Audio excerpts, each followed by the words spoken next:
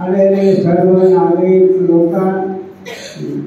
लोक आलेले त्याचे सुस्वागतम स्वागत मनापूर्वक करतो। मी सुद्धा आलेले पाहुण्यांचे स्वागत, हार्दिक स्वागत।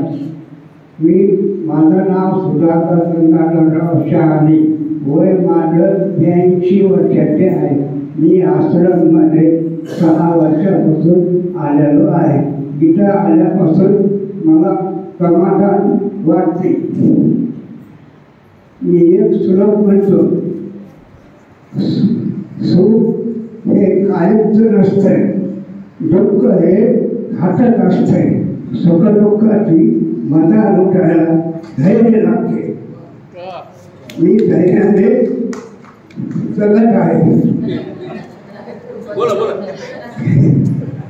जगत आहे। तरी आलेले पाहुण्यांचे मी आभार मानतो। इतके बोलून मी माझं भाषण संपवतो।